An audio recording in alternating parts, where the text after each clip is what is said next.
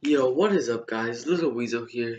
So, this will be my first ever class guide video, and this will be on the brand new Vampire Lord class that came out on this Friday's Blood Moon Rising event. The class is quite good, but before I get started, I'm just going to show you guys the 4 methods on how you can get it. So the first method is to have the original vampire class, which was from a very long time ago. So to the very few amount of people that have it, the class used to have the rogue abilities, but then they changed it to the vampire lord class abilities. The second way to get it is by buying the 10k chest, and you get the enchanted vampire lord class, which is basically a color custom version of the regular and royal version of the class. But in order to get this, like I said, you must spend 10,000 adventure coins to get the chest that comes with many more items. So now for the third and fourth ways to get it, what you want to do is do /join Blood Moon, and I'll go to a private room for the sake of this video. And once you go here, you want to complete all the quests in this area, and then you want to click on Sephiria, go to Vampire Lord, and then the quests, and then you will see Blood Moon token and Blood Moon for members. The member version gives you 2 tokens, while the non-member version gives you 1. And all you need to do is kill the black unicorn and the lichen who are in this map, and you can turn the quest. Keep in mind that they are both stackable, and I believe you can stack them both up to 100. So getting the class is super easy. Now I'll just show you guys what the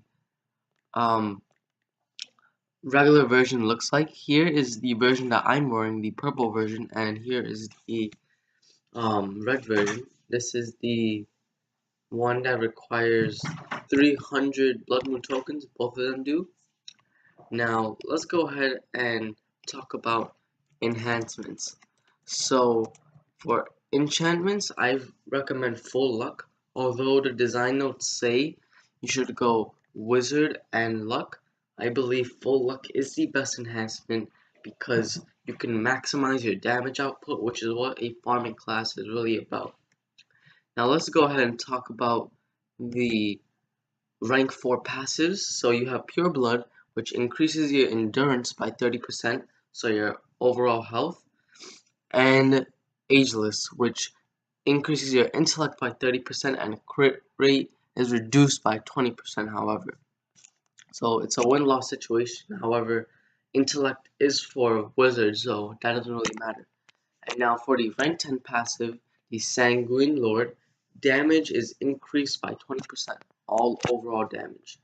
Now keep in mind, I am level 75, so depending on what your level is, my damage will be higher or lower. And also, I am using the weapon unarmed just to maximize the damage stability of this class. So let's go ahead and talk about the auto attack slash. You slash out at 2 targets, dealing 70% weapon damage to each. So as you can see, I attack both enemies for 324 damage or a 1097 crit. As you can see, that is very consistent. Now the second ability is called Devour Blood, which requires 25 mana and a 5-second cooldown. It attacks 2 enemies and heals you for some of the damage dealt, as well as applying a debuff which reduces all damage that they do by 50%. Now as you can see, this ability is very reusable and it gives you around 700 HP back, which is pretty good. Keep in mind that this is depending on the damage dealt. So if you are soloing a boss, you will receive half as much because you are not attacking 2 enemies. Now, the third ability is called Sonar Scream. As you can see, no mana required, which is pretty awesome, a 10-second cooldown. And this applies a debuff called Deafen, which applies up to 4 enemies instead of 2 like the previous abilities, which increases the damage they take by 30%. So this class has a lot of debuffs which make you do more damage on the enemy. So We put this on, and as you can see, I'm doing 421 damage. Before, I was only doing around 321, so it's a pretty huge boost. And now for the fourth ability. This is called Ghoul Gouge, 25 mana, and then 8-second cooldown. Again, it deals damage up to 2 targets and applies the Gouge debuff, which does a damage over time for 12 seconds. So the damage over time, as you can see, is 375. Keep in mind that if you're like a level 85 or 85 luck enhancements, you'll be doing a higher dot, and vice versa. If you're lower, you'll be doing lower dots. So as you can see, the animations of this class are spot on. Like, they are absolutely amazing. They're super fun. And there's a theme going on where most of the abilities attack only 2 targets, except for your third ability, which attacks 4. Now this is the ability that just makes this class so unique in my opinion. This mechanism is pretty crazy, honestly. So it's called Aspect of the Bat. It requires 25 mana, 30-second cooldown, and what it does, it increases your haste and your crit chance by 500% for 15 seconds. So all my abilities will take 5 times less to cool down. So this will take 2 seconds. This will take like 1 second. This will take like 1.5. This will take literally like 0.5 seconds. However, at the same time, I deal 50% less damage and I take 50% more damage. So I'm doing half as much damage, and I'm also taking extra damage. And finally, my skills cost 100% more mana. So this ability will cost 50, this will cost 50. So that's pretty crazy. And I said finally, but there's one more thing. Any of the debuffs that are within these abilities are not applied anymore.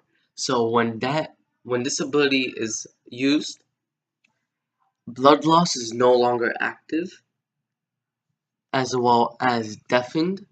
You can apply it, and gouged. When this ability is active, these debuffs will not work on the enemies, so no damage over time. However, the heal will work because it's not a debuff. However, with Aspect of the Bat on, your sonar screen will have a different buff to yourself. It's not a debuff, however, it's a buff when this is active. What this does, it increases your hit chance by 50% for 8 seconds. So I'm just going to go ahead and use this ability. And as you can see, I'm super fast. Sorry for the lag, but personally, at first I thought I wouldn't be able to kill enemies quickly, but I can very easily kill all the enemies just because the haste is increased by so much. And as you can see, there's absolutely no problems with mana at all that I've seen.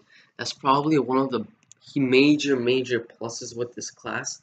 There's just no mana problems. Even if you don't use this, there's no such thing as mana problems because this class just does so well maintaining its mana. Even when all your mana cost is double, this class is still able to be very useful. And I do think it's an amazing class. Do I think it's overpowered? No. Do I think it's good? I think it's extremely good, and it's an extremely fun class. I'll go ahead and solo this boss real quick.